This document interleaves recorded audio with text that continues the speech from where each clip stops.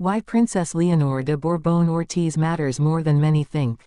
In October 2023, during a formal session of the Spanish Parliament, an event took place that carried far more institutional weight than many viewers initially realized. Standing before elected representatives, Princess Leonor de Borbón-Ortiz, Princess of Asturias, swore allegiance to the Spanish Constitution on reaching the age of majority. This was not a ceremonial formality, nor a symbolic gesture for the cameras. It was a constitutional act with legal, historical, and institutional consequences. What most people do not fully understand is how this single moment fits into a much larger framework of continuity, responsibility, and preparation within Spain's constitutional monarchy. By the end of this video, the role Princess Leonor plays, and why it matters well beyond Spain, will be considerably clearer. From that moment forward, Princess Leonor's position ceased to be abstract or future-oriented. Under Spanish constitutional law, she formally became the heir apparent with defined obligations, public accountability, and an institutional identity distinct from childhood or symbolic representation. This distinction is essential to understanding why her role carries significance that is often underestimated. In constitutional monarchies, heirs are not merely successors in waiting. They are instruments of continuity, trained deliberately over time to ensure stability when transitions inevitably occur. Spain's modern monarchy, restored under the 1978 Constitution, places particular emphasis on preparation, neutrality, and public trust. Princess Leonor's path reflects that emphasis in measurable ways. This becomes clearer when examining the structure of Spain's monarchy itself. Unlike absolute or semi-constitutional systems of the past, Spain's monarchy operates strictly within democratic limits.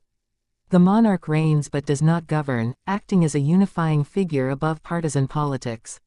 For such a system to function effectively, legitimacy must be maintained continuously, not inherited automatically. This is where the role of the heir becomes crucial. Princess Leonor's visibility, education, and institutional training are not designed for popularity, but for credibility. Each public appearance, address, or duty serves a constitutional purpose, reinforcing the continuity of the state. Education has been one of the most visible components of this preparation. Princess Leonor's academic path has followed a carefully structured trajectory aligned with the expectations placed upon future heads of state in constitutional monarchies. Her early education in Spain, followed by international studies, reflects a deliberate balance between national grounding and global perspective. This approach is not unique to Spain, but it is particularly relevant in a country whose political identity is deeply tied to European integration and international cooperation.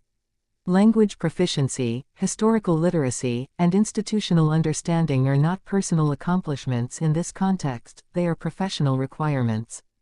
Beyond formal education, public responsibility has been introduced gradually and deliberately.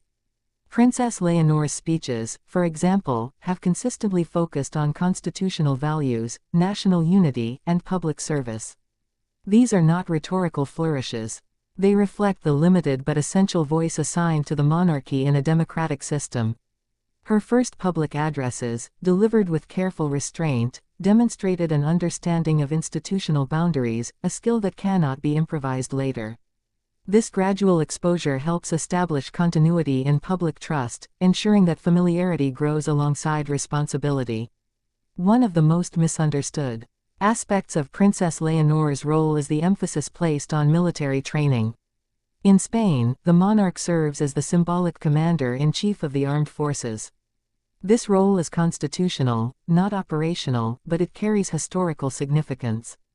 Princess Leonor's enrollment in military academies follows a long-standing institutional tradition designed to reinforce civilian military cohesion and constitutional loyalty. The objective is not authority, but legitimacy, an understanding of national defense structures and respect for the professional armed forces within a democratic framework. At this stage, it becomes important to place Princess Leonor within a broader European context. Across constitutional monarchies, heirs undergo similar preparations, though each system reflects national history. What distinguishes Spain is the relatively recent restoration of the monarchy following dictatorship. As a result, legitimacy remains more closely tied to constitutional conduct than to historical longevity alone. Princess Leonor represents a generation that did not experience Spain's transition to democracy firsthand but is entrusted with safeguarding its institutional outcomes. This generational shift carries symbolic weight. Another factor that elevates the significance of Princess Leonor's role is timing. Europe's monarchies currently face increased scrutiny regarding relevance, cost, and constitutional value. In such an environment, heirs are not only successors but also indicators of institutional adaptability. Princess Leonor's public role illustrates how a monarchy can maintain tradition while aligning with modern democratic expectations. Her presence reassures continuity without asserting authority, a balance that is difficult to achieve yet essential for institutional survival. Public perception also plays a subtle but important role. While popularity is not a constitutional requirement, trust is. Princess Leonor's measured public exposure reflects an understanding that credibility is built over time, not through visibility alone. This approach contrasts with earlier eras when heirs were introduced abruptly or shielded entirely. The modern strategy emphasizes gradual responsibility, allowing the public to observe competence rather than personality. This method aligns with contemporary expectations of public accountability. The constitutional framework further clarifies why Princess Leonor matters institutionally. As heir, she serves as a stabilizing reference point in moments of uncertainty. Even without executive power, her existence as a prepared successor reduces ambiguity during political transitions or national crises. This stabilizing effect is one of the monarchy's most understated functions. It operates quietly, often unnoticed, yet becomes invaluable when continuity is tested. Internationally, Princess Leonor's role also carries diplomatic significance. Heads of state, even symbolic ones, represent continuity in foreign relations. Her future participation in state visits and international ceremonies will reinforce Spain's diplomatic presence. Preparation for this role begins long before accession, through education, protocol training, and institutional literacy. This forward-looking preparation underscores why her current actions matter now, not later. As responsibilities expand, so does institutional accountability. Princess Leonor's conduct is subject to constitutional standards rather than personal discretion.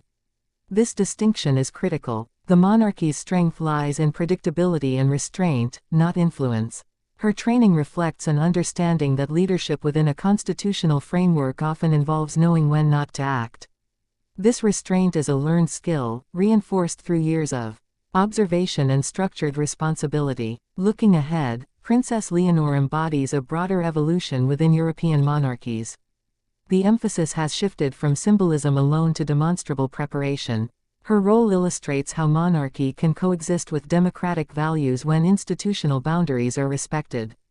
This coexistence depends less on tradition and more on professionalism, an expectation increasingly shared across modern constitutional systems. As this perspective develops, it becomes evident that Princess Leonor's importance lies not in individual distinction but in institutional function.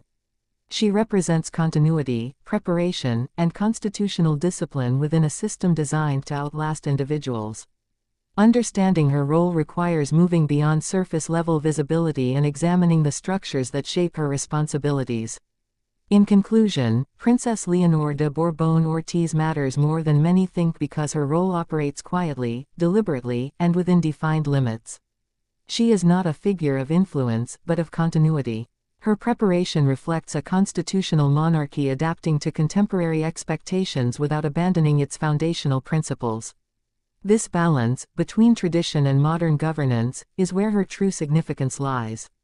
And in that balance, the future of Spain's constitutional monarchy continues to take shape. Only 1 in 10 viewers here is subscribed.